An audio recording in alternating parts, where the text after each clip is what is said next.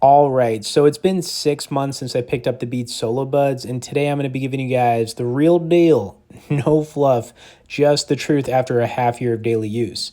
Now, I originally bought these in red, but I picked up another pair in matte black so we could unbox it together. And the first thing I want to start with here as I'm getting them out is the design. Now, the Beats Solo Buds still look very clean and compact, but these things are tiny. I mean, the battery case, is probably the smallest out there. It fits in literally any pocket, and the buds themselves are super lightweight, which do have some downsides, which I'm going to talk about.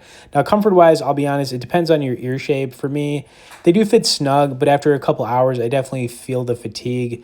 There's no wing or stem to help with long-term stability, which means if you're doing like high-impact workouts or running, you might need to readjust them occasionally. Now, let's talk about the price on these. So, these they punch way above their weight. You know, Beats is known for bass, and Solo Buds do deliver with deep, rich lows without drowning the mids.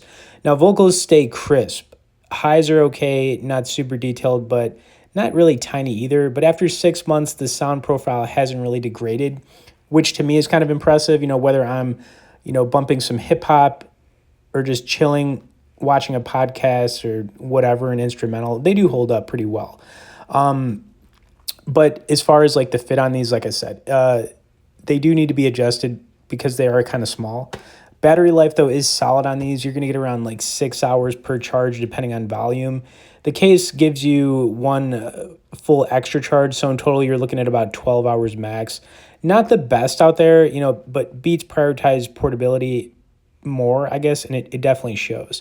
Now, I actually wanted to pull these up real quick on Apple's website so we take a look at some of the different colors. Now, I already mentioned I did get these in red first. We have matte black. And if I'm going to be honest, I'm actually kind of leaning a little bit more toward the red as far as like a color choice.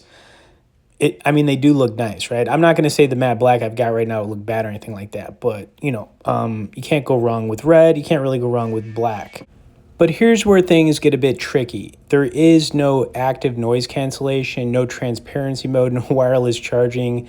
These are pretty bare bone, just Bluetooth and go, but the connection is rock solid. Now, pairing with any Apple device or really Android too is pretty instant thanks to the H1 chip. Android pairing, like I said, is simple too, just not as flashy as iOS, and the onboard controls are pretty basic but reliable.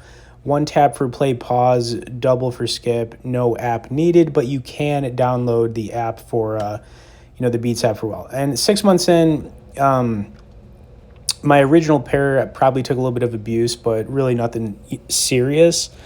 Overall though, guys, I will mention that they're pretty rain and sweat proof. They're IPX4 rated, so, I have used them in the gym and some light rain running outside. But, the bottom line here, really, for $79, the Beats Solo Buds are a pretty good option. They're not going to replace any high-end earbuds, maybe something like Bose or maybe some of the better Beats options out there. Even like the Studio Buds are pretty good still.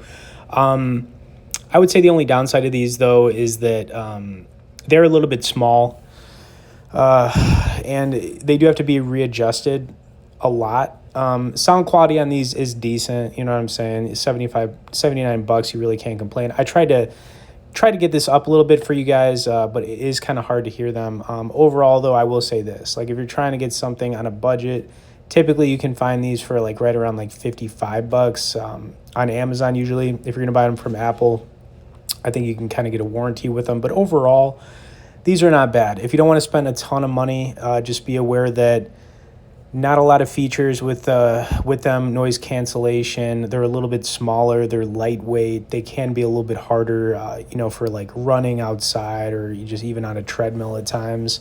If you wanted to go up a little bit and get something a little bit better, I would say really any of the other Beats earbuds, anything over like $100. Like the Studio Buds have been around for a while. They got the Studio Buds Plus, which are good. You could also go to AirPods if you really wanted to, but I think that, overall, like I said, man, the design's good on these. It's just that they're a little bit smaller. The battery case is the smallest you're ever going to see. Battery life is okay.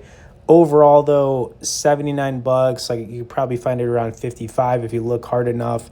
Hard to complain. They are a great budget option if you're trying not to break the bank. With that said, hope you guys enjoyed a little update on this. Color wise, I would recommend the red over the black. Now that I have the black here, nothing wrong with the black, guys. Nothing wrong with the black, but it is what it is. Tap the like if you made it to the end, and we'll see you in the next one.